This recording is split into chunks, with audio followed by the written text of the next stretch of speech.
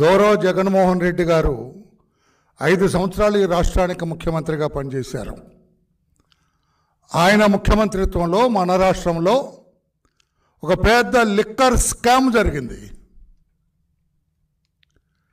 3,200 కోట్ల రూపాయలు liquor scam జరిగింది, అవినీతి పాలైందని చెప్పి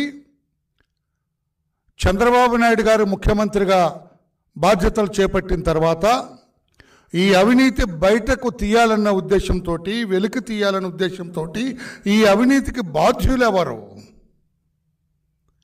వీళ్ళ అవినీతి వలన నాసిరకం మద్యం సేవించటం వల్ల వేలాది మంది చనిపోయినారు, లక్షలాది మంది అనారోగ్యానికి గురయ్యారు. దానంతటికీ కారణం ఆ ప్రభుత్వంలో జరిగిన అవినీతి కారణం అని చెప్పి సిట్ వేశారు ఆయన.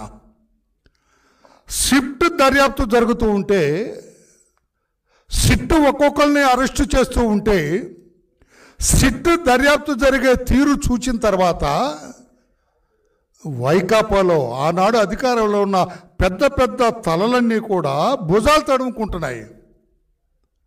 గుమ్మడికాయలు దొంగ ఎవరంటే భుజాలు తడుముకున్నాడంట. అంటే గుమ్మడికాయ మట్టి నాకేమన్నా అంటిందని చెప్పి చూసుకుంటా, అంటే గుమ్మ వాడే దొంగతనం చేసింది. ఆ రకంగా పెద్దలందరూ కూడా భుజాలు తడుముకుంటున్నారు, కంగారు పడుతున్నారు. అవినీతి ఏ స్థాయి నాయకుడిని కూడా వదిలిపెట్టదు, చట్టం క్షమించదని ఒకసారి గుర్తు చేసుకోవాలని చెప్పి కూడా ఆ పార్టీ నాయకులకు చెబుతున్నా. ఆ పార్టీ అంటే మీ అందరికీ అర్థమైపోతుంది. ఆ పార్టీ నాయకులకు చెబుతూ ఉన్నాను నేను. అవినీతికి పాల్పడ్డవాడు, అవినీతి చేసినవాడు, ప్రభుత్వ సొమ్ము కొట్టేసినవాడు ఎంతటి వాడైనా కూడా జైలు పాలవక తప్పదు. చట్టం ముందు అందరూ సమానమే.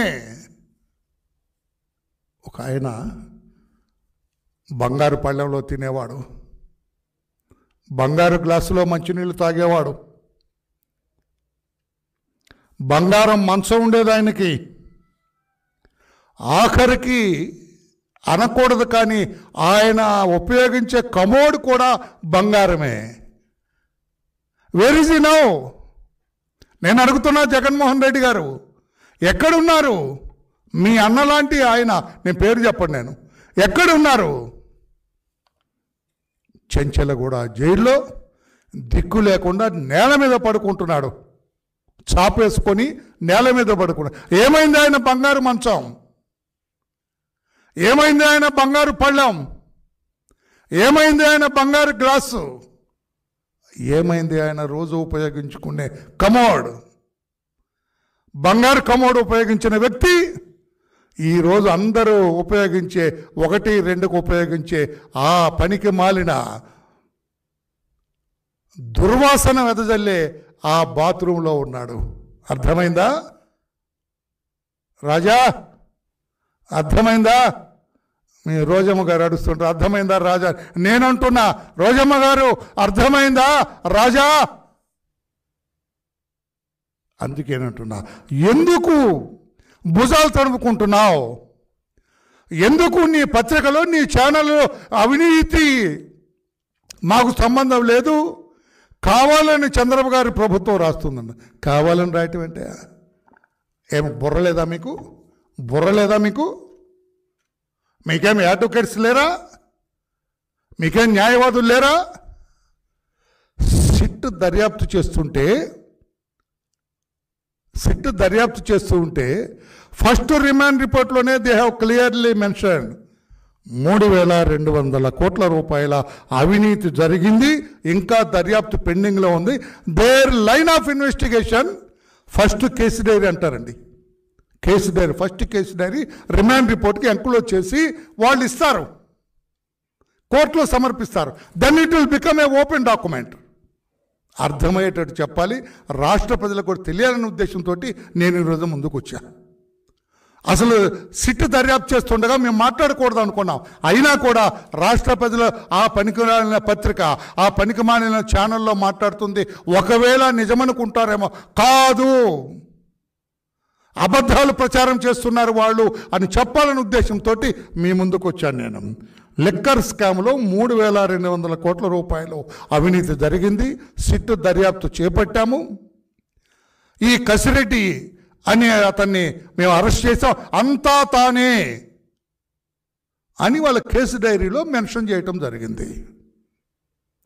కసిరెడ్డి నిర్దోషి అంటుంది జగన్మోహన్ రెడ్డి గారి వాయిస్. ఏవండి పాత్రికేయ సోదరులారు, మీరందరూ కూడా మీరందరూ నిష్ణాతులు. మీరు దుబాయ్ నుంచి మారు పేరుతో దొంగ పేరుతో వచ్చి ఇక్కడ దొరికాడు వాడు ఎక్కడ నిజాయితీ పడి అవుతాడు సార్? కామన్ మామూలు ఇద్దరు మాట్లాడుకుందాం, సామాన్యులు ఇద్దరు రిక్షా వాళ్ళు మాట్లాడుకో. మారు పేరులో విమానంలో ప్రయాణం చేసి దుబాయ్ నుంచి ఎయిర్పోర్ట్లో ఎవరికి దొరకకూడదని వచ్చిన వాడు నిజాయితీ పడా జగన్మోహన్ రెడ్డి గారు మీ ఉద్దేశంలో? దుబాయ్ ఎందుకు వెళ్ళారు? అందరూ దుబాయ్ ఏంటి కేంద్రీకృతం? ఏముంది దుబాయ్లో? ఏముందరా అక్కడ? అందరూ అటే పరిగెత్తుతున్నారంట. సునీల్ కుమార్ దుబాయ్ వెళ్తాడు ఎవరికి చెప్పకుండా, కసిరెడ్డి దుబాయ్కి వెళ్తాడు, బాలాజీ గోవిందప్ప దుబాయ్ కేంద్రం, ధనుంజయ రెడ్డి గారు ఆ భార్య అక్కడి నుంచే బంగారం కొనుగోలు చేసి ఇక్కడికి వస్తారు. ఏముందయ్యా దుబాయ్లో? ఏంటి దుబాయ్ ఏంటి? ఏముంది దుబాయ్లో?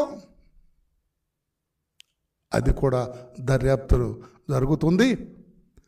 దుబాయ్లో దర్యాప్తు జరిగితే రాజా, అటు సిట్ దెబ్బ, ఇటు దుబాయ్ ప్రభుత్వం దెబ్బ.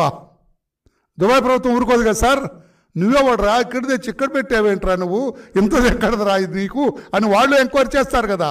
అటు చెంప దెబ్బ, గోడ దెబ్బ రెండూ తప్పవో రాజా అని నేను తెలియజేస్తాను. నేను ఎవరి పేరు చెప్పట్లేదండి. రాజా అంటే మీరు ఎవరైనా ఊహించుకోండి.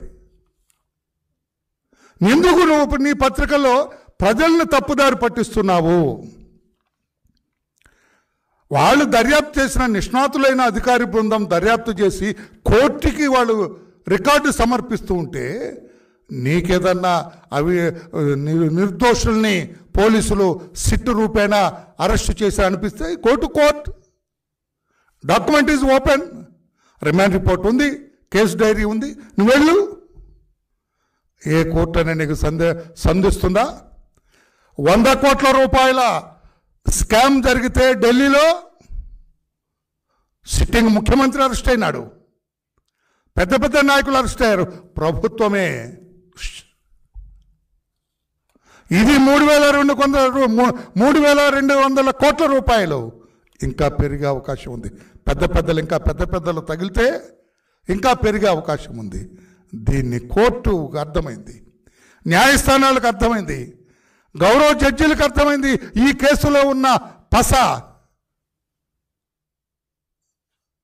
అందుకే అంటున్నాను నేను, నీ పత్రికలు ఆపు చెత్త రాయటం, కోర్టుకెళ్ళు. మా కసిరెడ్డి నిజాయితీ పడండి, కానీ మారు పేర్లు పెట్టుకొని తిరుగుతాడు, ఆయన ముసుగేసుకొని తిరుగుతాడు, మాస్క్ ఇవి పెట్టుకొని తిరుగుతాడు, మంకీ క్యాప్ పెట్టుకొని తిరుగుతాడు, అక్కడ చెప్పు.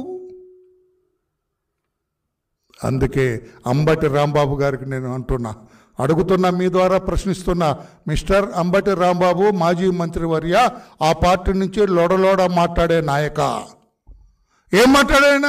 ఏంటండి ఇది? ఐఏఎస్ని అరెస్ట్ చేస్తారండి? దుంపదగా నువ్వు లా చదివావా? ఏం చదివావా? లా చదువుకున్నావా? ఐఏఎస్ని అరెస్ట్ చేస్తారండి. పిఎస్ఆర్ ఆంజనేయులు అరెస్ట్ చేస్తారు. పిఎస్ఆర్ ఆంజనేయులు ఏమన్నా చట్టానికి అతీతుడా? ఐపీఎస్ అయితే చట్టానికి ఉన్న అతీతుడా? నేను అడుగుతున్నా అంబటి రాంబాబు, నువ్వు ఇదేనా ఆయనకు చెప్పేది? అంబటి రాంబాబుని అడుగుతున్నాను, ఐపీఎస్ ఆఫీసర్ ఏమన్నా చట్టానికి అతీతుడా? ఐఏఎస్ ఆఫీసర్ ఇప్పుడు ధనుంజయ, కృష్ణమోహన్ రెడ్డి ఈ బ్యాచ్ కూడా అరెస్ట్ అయ్యారు. ఐఏఎస్ అయితే ఐఏఎస్ దొంగోడైనా దుష్టుడైనా హత్య చేసిన వాడిని ఏం పట్టుకోవద్దని అక్కడ ఉందా చట్టంలో?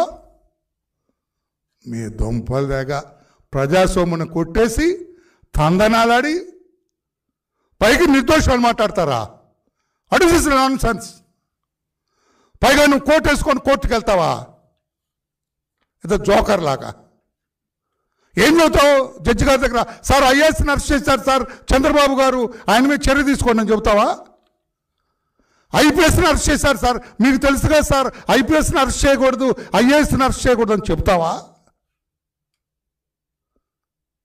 దేశ ప్రధాని 18 సంవత్సరాలు ప్రధాని చేసిన గౌరవ ఇందిరాగాంధీ గారు కానిస్టేబుల్ చెల్ అని లోపలేసినాడు జైల్లో. మీకు నాకు తెలిసిన విషయం మీకు తెలియజేస్తున్నా. ఆ కానిస్టేబుల్ బయట కూర్చొని న్యూస్ పేపర్ చదువుకుంటున్నాడు. కానిస్టేబుల్ బయట. జైల్లో ఉన్న ఇందిరాగాంధీ గారు, భయ్యా थोड़ा न्यूज़ पेपर देना, मैं देखते नहीं माँ, కోర్టు से పర్మిషన్ లావు, కోర్టు నుంచి పర్మిషన్ తెచ్చుకుంటే ఈ న్యూస్ పేపర్ని గదిలోకి ఇస్తా అన్నాడు. అది చట్టం మిస్టర్ రాంబాబు. ఐఏఎస్ని అరెస్ట్ చేస్తే అట్లా, ఐపీఎస్ని అరెస్ట్ చెప్పి నీకు అర్థమైంది కదా రాంబాబు. ఇంకొక ఆయన ఉన్నాడు రాజమండ్రిలో, సకల శాస్త్రాలు చదువుకున్నానంటాడు ఆయన.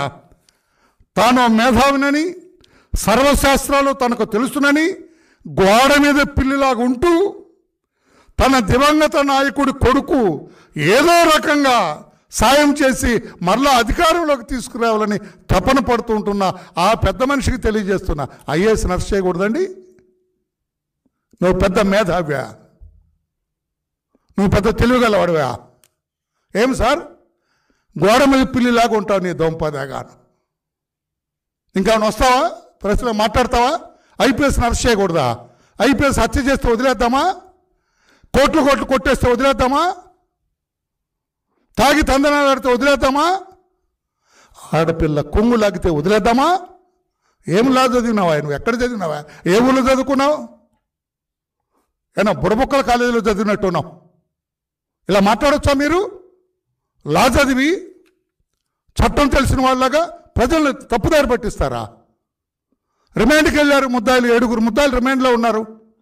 Record is with you, that is open record. కోర్టులో మాట్లాడు. కోర్టుకి వెళ్తే గజ గజ గజ గజ వణుకుతున్నారు సార్. కోర్టుకి వెళ్తే కోర్టులకు అర్థమైంది, ఎస్ స్కామ్ జరిగింది, అక్కడ వేలాది కోట్ల రూపాయలు దోపిడీకి గురైంది అని న్యాయస్థానాలకు అర్థమైంది. 100 కోట్లకే ఆ రకంగా బిగించిన న్యాయస్థానం వేలాది కోట్ల రూపాయలు మీరు కొట్టేస్తే ఊరుకుంటుందా? అందుకే ఆ ఇద్దరు ఇందాక చెప్పిన గోడ మీద పిల్లి, మన రాంబాబు, ఇద్దరు కూడా తేలుకుట్టిన దొంగల్లాగా కిమ్మను కూడా కూర్చో. ఎక్కడ లేదు స్టేట్మెంటు. అవినీతి లిక్కర్ స్కామ్లో అవినీతి జరగలేదు అంటలేదు. ముఖ్యమంత్రి గారికి నేను సభాముఖంగా ధన్యవాదాలు తెలియజేస్తున్నా. ఒక మంచి సిట్ని నిష్ణాతులైన అధికారులతోటి సిట్ వేశారు. బ్రహ్మాండంగా దర్యాప్తు జరుగుతుంది. దర్యాప్తు గురించి కాస్త కోస్తో తెలిసిన వాడుగా నేను చెబుతున్నాను. నేను బ్రహ్మాండంగా దర్యాప్తు చేస్తున్నారు. అవినీతి పరులు, ఇంకా మిగిలిన అవినీతి పరుల గుండెల్లో రైళ్లు పరిగెత్తుతున్నాయని చెప్పి కూడా నేను తెలియజేస్తున్నా. ఆ ఇన్వెస్టిగేషన్ జరుగుతుంటే మీరెందుకు గజగజ వణుకుతున్నారు? మీరెందుకు తత్తరపడుతున్నారని చెప్పి నేను అడుగుతున్నా. మీకు తెలియదు బ్రదర్, ఎప్పుడైతే ధనుంజయ రెడ్డి ఐఏఎస్, కృష్ణమోహన్ రెడ్డి ఆయన కూడా ఐఏఎస్ వచ్చింది కదా, ఆయన తహసీల్దార్గా ఉన్నప్పుడు అయితే వెలగబెట్టాడంట. ఈరోజు చూశాను, అందులోకి నేను వెళ్ళట్లేదు. చాలా ఇట్లా తీస్తే చాలా వస్తాయి, అందువల్లలేదు. కృష్ణమోహన్ రెడ్డి వీళ్ళిద్దరిని అరెస్ట్ చేసిన తర్వాత పెద్ద పెద్ద తలలని కూడా షేక్ ఆడిచ్చారు సిట్ వాళ్ళు. పెద్ద పెద్ద తలల అవినీతి పరుల గుండెల్లో రైళ్లు పరిగెత్తుతున్నాయని చెప్పి కూడా నేను తెలియజేస్తున్నా. ఇదిలా ఉంటే నీ చెత్త పత్రికలు ఏమిటాయి నువ్వు రాయించేది? 3-4 పేజీలు రాయిస్తావా? అలా పత్రికనా? That is your hand bill, కరపత్రిక. అది పత్రిక పేరు చెప్పట్లేదు నేను, అది పత్రిక కాదు నీది, అదొక కరపత్రిక. లేకపోతే 6 పేజీలు రాస్తావా? మీ వాళ్ళు అవినీతి ఎలా రాస్తావు? ఎవరిని నమ్మిస్తావు? ఈరోజు నేను నీకు చెబుతున్నాను, రాష్ట్ర ప్రజలందరికీ అర్థమైంది. వేలాది మంది చనిపోయినారు నీ దొంగ సారా, నీ స్పూరియస్ లిక్కర్ తాగి. నువ్వేం కోట్లు సంపాదించుకున్నావు, వాళ్ళే మనుషులు పోగొట్టుకున్నారు. అందుకే చంద్రబాబు నాయుడు గారు స్పందించి సిట్ వేశారు. లక్షలాది లివర్లు లేవండి చాలామందికి ఈ పని వల్ల. లక్షలాది మంది ఈ బలహీనతకు గురైన వాళ్ళు, ఈ మద్యంకి బానిసలైన వారు, కొంతమందికి, చాలామందికి, లక్షలాది మందికి లివర్ లేదు. లివర్ లేకుండానే బతుకుతున్నారు. Who is responsible for that?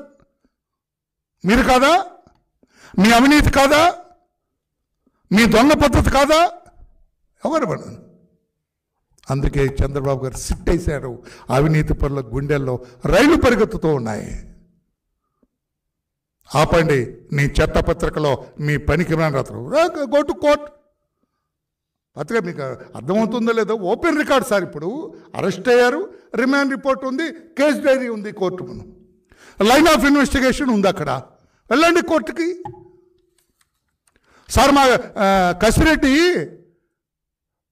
ఎయిర్పోర్ట్లో పట్టుకున్నారు సార్. దొంగతగా ఆడి ప్రయాణమే దొంగ ప్రయాణం. మాడు పేరు పెట్టుకొని ప్రయాణం చేస్తే, ఏ పేరు? విజయరెడ్డి పేరు మీద. విజయరెడ్డి అంటావా? మీరు అన్నీ కసిరెడ్డి అంటారా? ఇవన్నీ బయటికి రావాలి కదా. అందుకే ఈ రోజున మేము కూడా విజ్ఞప్తి చేశాం. అయ్యా, బాహుబలి, RRR, RRR, పుష్ప, ఇవన్నీ కూడా 1500 కోట్లు, 2000 కోట్లే సార్, 2000 కోట్లు సార్ సంపాదించింది. ఈ లిక్కర్ అవినీతిలో ఈ మేధావి టీం, ఈ అవినీతి సామ్రాట్ టీం, ఈ అవినీతి చక్రవర్తి టీం 18,000 కోట్లు సంపాదించారని మాకున్న సమాచారం సార్. ఈ సిట్ ఇవన్నీ కూడా బయటకు తీయాలి సార్. ఈ సిట్టు బయటకు తీసి భారతదేశానికే ఆంధ్రప్రదేశ్ ప్రభుత్వం మీ నాయకత్వంలో ఒక మోడల్గా ఉండాలి సార్. అవినీతి చేయాలంటే కంగారు పడాలి సార్, ఎంతటి వాడైనా కూడా. దయచేసి ఆ రూపేనా కూడా ఎంతంత, ఎవరెవరు ఎంతంత తెల్లారేటప్పటికి మేడలు కొట్టేశారు. సైకిల్ మీద తిరిగిన వాడు ఇంపాలా కారులో తిరిగాడు. ఎక్కడి నుంచి వచ్చినాయి వీటి కనుక చెప్పి కూడా ఇవన్నీ కూడా బయటకు తీయాలని చెప్పి కూడా నేను తెలియజేస్తున్నాను సార్. 5 ఏళ్లలో 99,000 కోట్ల రూపాయల మద్యం వ్యాపారం జరిగితే 18,000 కోట్ల రూపాయల దారి మళ్ళిందని చెప్పి టెంటేటివ్గా మాకు తెలుస్తుంది. ప్రజల సొమ్ము కాదా సార్? నేను ఒక్క ప్రశ్నకు సమాధానం చెప్పగలరా మీరు? వైకాపా నాయకులారా, వైకాపా పెద్ద, వైకాపా చిన్న, పైనుంచి కింద వరకు నేను అడుగుతున్నా. అంబటి రాంబాబుని అడుగుతున్నా, ఆ గోడ మీద పిల్లి లాంటి రాజమండ్రిని అడుగుతున్నా. భారతదేశం అంతా కూడా ఆన్లైన్ పేమెంట్ జరుగుతూ ఉంటే, ఒక్క ఆంధ్రప్రదేశ్ రాష్ట్రంలో జగన్ ముఖ్యమంత్రిత్వంలో ఈ మద్యం లావాదేవీల్లో నో ఆన్లైన్. దానికి కారణం ఏంటి చెప్పగలరా? నేను ఛాలెంజ్ చేస్తున్నాను ఈ రోజున. మీరు సమర్థించుకుంటే నా తప్పని ఒప్పుకుంటా. ధైర్యం ఉందా? ఆయనకు కానీ, ఈయనకు కానీ, ఆయనకు కానీ, ఎవరికైనా ధైర్యం ఉందా? బ్రదర్స్, ఈడీ ఎప్పుడైతే రంగంలోకి దిగిందో, ఈడీ ఎప్పుడైతే కోర్టులో పిటిషన్ వేసిందో, అనకూడదు సారీ నన్ను క్షమించాలి, సారీ నన్ను క్షమించండి, నేను వరలరామయ్య వాడకూడదు ఆ భాష, కానీ తెలియాలి అందరికన్నా ఉద్దేశంతో. ఇది ఎప్పుడైతే ఈడీ కోర్టులో పిటిషన్ వేసి కసిరెడ్డి స్టేట్మెంట్ రికార్డ్ చేయాలి ఎలా వాజ్ అన్నదో, కింద నుంచి పైకి, పైనుంచి కిందకి, కంటికి నిద్ర లేదు, ఒంటికి సుఖం లేదు, పంటికి తిండి లేదు. ఇది ఈ రోజున పరిస్థితి. అందుకే కడుపు సరిపడే తినాలరా బాబు. ఎంత తింటే మీవాడు ఎక్కడున్నాడు? బంగారం కమోడోడు ఎక్కడున్నాడు? ఇది చేయాలని చెప్పి కూడా నేను తెలియజేస్తూ ఉన్నాను. ఈడీ జోక్యంతో, ఈడీ వచ్చింది, ఇది అవదు సార్ కేసు, ఎవరినే వదలదు ఇప్పుడు ఇందులో మొత్తం. అందుకే దుబాయ్లో కూర్చుంటారు ఈడీ సిట్. చూడండి, నేను తొందరలో చెబుతున్నాను. నేను దుబాయ్లో కూర్చుంటే రాజా, చాలామంది అన్కనెక్టెడ్ వాళ్ళు కూడా బయటకు వస్తారు. దుబాయ్లో కూర్చుంటే ఇన్వెస్టిగేటర్ ఈడీ అండ్ సిట్ ఇక్కడ స్టాండే అందరం. వాళ్ళు అక్కడ సిట్ అక్కడికి వెళ్తే వీళ్ళంతా స్టాండ్ అని చెప్పి తెలియజేస్తున్నా. అందరు మాకొద్దు రాజకీయం, క్షమించండి అని చెప్పలేసుకుంటారు. ఇక పనికిరాని పత్రికలు కూడా రాయటానికి ఉండదని చెప్పి కూడా నేను తెలియజేస్తున్నాను. నేను ఎంతండి, నేను మీ అందరికి గుర్తుందో లేదో, అధికారంలో ఉన్నప్పుడే, జగన్ గారు అధికారంలో ఉన్నప్పుడే ఈ మద్యం రవాణా సిస్టమ్ గురించి నేను ఒకరోజు ఎక్స్ప్లెయిన్ చేశాను. పాత్రికా సోదరులు కూడా నన్ను ప్రశ్న, అలా జరుగుతుంది? ఎస్. కసిరెడ్డిని గట్టిగా ఏమనొద్దండి, ఆ చెవు కాస్త తిప్పండి గట్టిగా కసిరెడ్డిని. అరే మీ ట్రాన్స్పోర్ట్ సిస్టమ్ ఏంట్రా అని అనకమనండి, మొత్తం చెబుతారు. సినిమాలో మాఫియా ట్రాన్స్పోర్ట్ మొన్న ఏదో సినిమాలో కూడా చూశాను నేను. ట్రక్, దానికి ముందు పోలీసులు ట్రక్ ఒకటి, ముందొక ఎస్కాట్ వెనకొక ఎస్కాట్ జరిగింది సార్. అది I'm very sorry to say. పోలీసులను కించపరచాలని కాదు, పోలీసులను కూడా వశపరుచుకున్నారు వీళ్ళు, పోలీసులను కూడా వశపరుచుకున్నారు ఆ రోజున. చెక్ పోస్టులన్నీ ఏదో సినిమాలలాగా, మాయాబజార్ సినిమాలో ఘటోత్ గోచర్ ఇట్లా అంటే అందరు నిద్రపోతారు తెలుసా, అట్లాగా వీళ్ళు బయలుదేరితే చెక్ పోస్టులు అన్నీ నిద్రపోతాయి. చెక్ పోస్ట్ ఇక్కడ బయలుదేరిన చెక్ పోస్టులో నోట్ అవ్వాలి కదా సార్, ఉండదు. ఈ రకంగా దొంగరవాణి ప్రభుత్వాన్ని ఒక మాఫియా నడిపినట్టుగా, ఒక డాన్ నడిపినట్టుగా ప్రజా పరిపాలన జరగలేదు సార్ 5 సంవత్సరాలు. ఒక డాన్ పరిపాలన, ఒక మాఫియా పరిపాలన జరిగినట్టుగా జరిగింది. లేకపోతే ఎక్కడ ఉందా సార్? అక్కడ బయలుదేరటంతో కసిరెడ్డి ఈలేస్తే చెక్ పోస్టులు అందరూ నిద్రపోతారట. కసిరెడ్డి ఈలేస్తే ముందొక పోలీసు వాహనం, వెనకొక పోలీసు వాహనం, ఒక వాహనం కరెక్ట్ డెస్టినేషన్ రీచ్ అయితే 3 పక్కకు పోతాయండి. ఏమిటి? ప్రజాస్వామ్యంలో ఉన్నామా మనం? భారతదేశంలో ఉన్నామా? ఈ లిక్కర్ స్కామ్ 100 కోట్ల రూపాయలకి ప్రభుత్వం పోయింది సార్. అక్కడ ఎంతో గొప్ప అని చెప్పుకున్న Kejriwal where is he now? మరి ఇన్ని కోట్లు కొట్టేసింది ఏంటి సార్? ఇంకా మీకు ధైర్యం ఉందా మాట్లాడటానికి? ప్రజల ముందు తలెత్తుకుంటారా? ఏ మోహంతో ప్రజల ముందుకు వస్తారని చెప్పి కూడా నేను అడుగుతున్నాను. నేను ఇటువంటి అప్రజాస్వామిక కార్యక్రమంతో ముందుకు మొట్టమొదటి నుంచి కూడా ఈ వ్యవహార శైలి అట్లాగే ఉంది. మీరు తప్పు చేయకపోతే కోర్టులో ఏం జరుగుతుంది? మీకు ఎక్కడైనా రిలీఫ్ వస్తుందా? వాళ్ళకి తెలీదా? ఇన్వెస్టిగేషన్ రిపోర్ట్స్ వాళ్ళ దగ్గర ఉండవా? న్యాయమూర్తులకు తెలీదా? వాళ్ళకు ఒక దొంగ ధైర్యం ఉంది.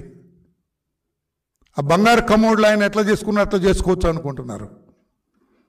భారతదేశంలో ఇంకా న్యాయ వ్యవస్థ అదే రీతిలో కానూన్ కా హాత్ బహుత్ లంబీ అంటారు, అదే జరుగుతుంది తప్పితే మీరు న్యాయ వ్యవస్థని ఇంకా వ్యవస్థని మీరు చేయలేరని చెప్పి కూడా నేను తెలియజేస్తాను. ఇప్పుడు కూడా వ్యక్తుల పేరు నేను ఏమిటి చెప్పట్లా, వ్యవస్థల గురించే మాట్లాడుతున్నాను నేను.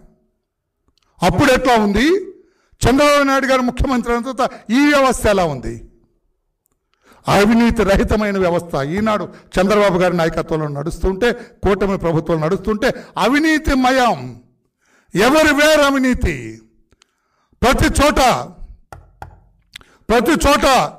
అవినీతి. జగన్ హయాంలో ఎట్లా ఇది చేస్తారు, ఎలా చేస్తారని చెప్పి కూడా నేను అడుగుతున్నాను. నేను ఇటువంటి దొంగ సొమ్ముతోటి అని నాకు అర్థం కదా. ఈ సొమ్మంతా ఎక్కడ దాచారా మీరు? కోట్ల రూపాయల సొమ్ము మీరు ఎక్కడ దాచారు? ఈ కోట్ల రూపాయలు మీరు ఎట్లా, వాట్ ఈజ్ హైడింగ్ అవుట్? ఆలోచన చేయండి అని చెప్పి కూడా వీళ్ళందరికీ నేను తెలియజేస్తున్నా. ఎప్పుడైతే ఈ దర్యాప్తు సిట్టు చేపట్టిందో కంగారు బయలుదేరిందని చెప్పి కూడా తెలియజేస్తూ ఆ పత్రికలో పుంకాలుగా రాయటం కూడా మంచిది కాదని చెప్పి, ఈ స్కామ్ ఏదైతే ఈ సిట్టు దర్యాప్తు చేస్తుందో it is not a local scam, it is an international scam. Dubai వెళ్ళాలా, ఎక్కడెక్కడికైతే వీళ్ళందరూ టచ్ చేసుకొస్తున్నారో తెలాలా, ఇవన్నీ కూడా బయటకు రావాల్సిన అవసరం ఉందని చెప్పి కూడా నేను తెలియజేస్తున్నా. ఒక్కొక్కరిది ఒక్కొక్క చరిత్ర అని చెప్పి కూడా నేను ఈ పెద్దలందరూ కూడా నేను తెలియజేస్తున్నా. జగన్ రెడ్డి గారి హయాంలో జరిగిన ఈ స్కామ్ ఇంటర్నేషనల్ స్కామ్, పలు దేశాల్లో కూడా దర్యాప్తు చేయవలసిన స్కామ్ అని చెప్పి కూడా నేను తెలియజేస్తున్నా. సిట్ ఇంతటితోటి ఈ దేశంలోనే కాదు విదేశాల్లో కూడా దర్యాప్తు చేయవలసిన అవసరం ఉందని చెప్పి కూడా నేను పెద్దలకు అందరికి కూడా నేను తెలియజేస్తున్నా. ఇది సరైన విధానం కాదు. నేను ఒక్కటే ఈ రోజున వచ్చింది డీటెయిల్స్ చెప్పాలన్న ఉద్దేశం కాదు, డీటెయిల్స్ మీ ముందు ఉంచాలన్న ఉద్దేశంతో కూడా కాదు. నేను మీ ముందుకు వచ్చింది ఇది జగన్మోహన్ రెడ్డి గారి హయాంలో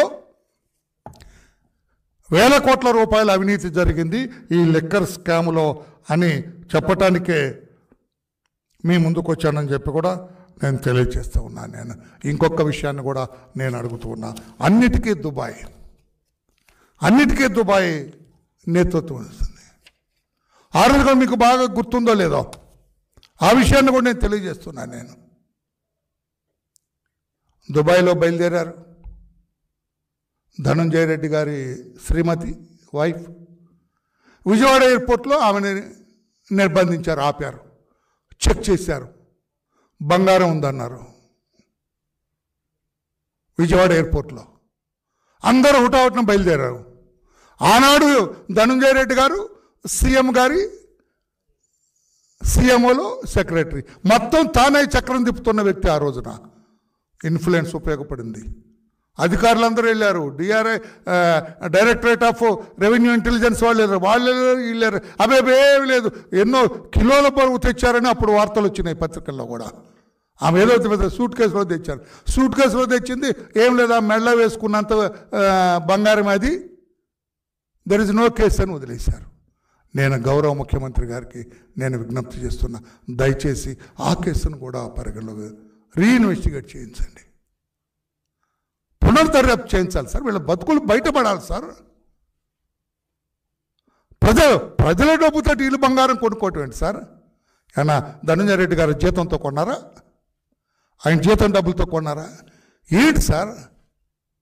ఆయన దుబాయ్ ఎందుకు వెళ్ళారు సార్? అది ఎంక్వైరీ చేయటంలో అడగటంలో వరలరామయ్య తప్పేమన్నా ఉందా సార్?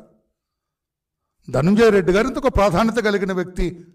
ఈయన సిట్ అంటే జగన్ గారు కూర్చుంటారు, స్టాండ్ అంటే లేస్తారు. అటువంటి వ్యక్తి శ్రీమతి పదే పదే దుబాయ్ వెళ్తున్నారట. ఎందుకు సార్? బంగారం తెస్తున్నారని వార్తలు వచ్చిన ఎయిర్పోర్ట్లో ఉంది.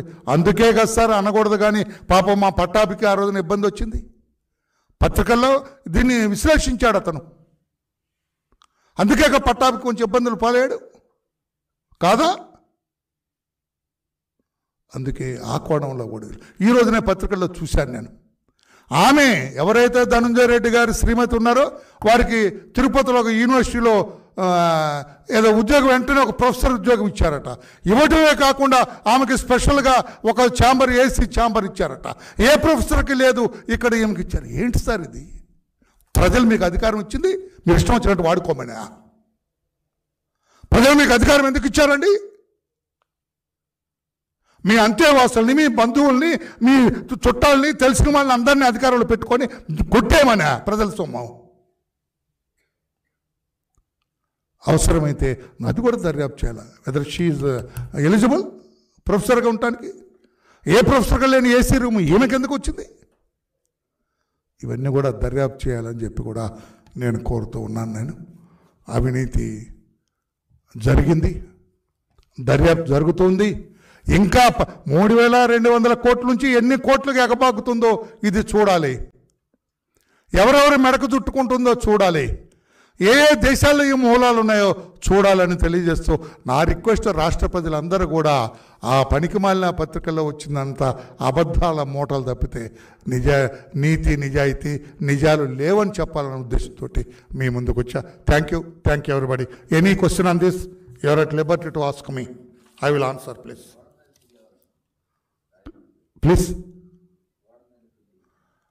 రాజమండ్రి సార్, అందరికీ తెలుసు కదా సార్. రాజమండ్రి వీళ్ళ నాన్నగారికి శిష్యుడు. ఏదో రకంగా మన జగన్ అధికారం తీసుకోవాలని ఒక మేధావి ముసుగేసుకున్న వ్యక్తి లా చదువుకున్నానని చెబుతాడు ఆయన ఐఎస్ఎల్ని ఎట్లా అరెస్ట్ చేస్తా అంటాడు. ఆ ఒక్క మాటతో తెలిపోయింది వీడు లా చదవలేదు, లా చదువుకోలేదు, చదువుకొని ఉంటాడు అనుకుంటున్నాను నేను. లా కొని ఉంటాడు, లేకపోతే ఐఏఎస్ని అరెస్ట్ చేయటం ఏంటి తప్పు చంద్రబాబు గారు అంటాడు. ఐపీఎస్ని పిఎస్ఆర్ ఆంజనేయులను అరెస్ట్ చేయకూడదంట. అరెస్ట్ చేయకపోతే ఇన్ని రోజులు జైల్లో ఉంటాడండి అతను, చట్టబద్ధం కాకపోతే.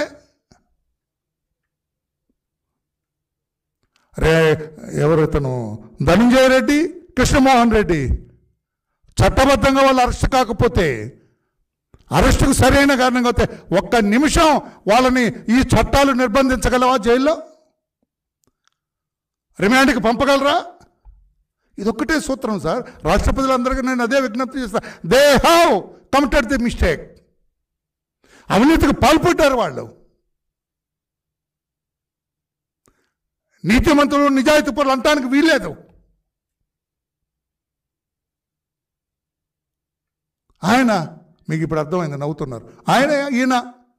ఈయన అంబటి రాంబాబు నల్లకోట వేసుకొని మొన్న అక్కడ కోర్టులో నడుస్తున్నాడు. అతను రాజా, అంబటి రాజా మాట్లాడు, మరి మా నాయకులు తప్పు చేస్తే ఆ రిమాండ్ రిపోర్ట్ ఉంది కదా, వెళ్ళు కోర్టుకి.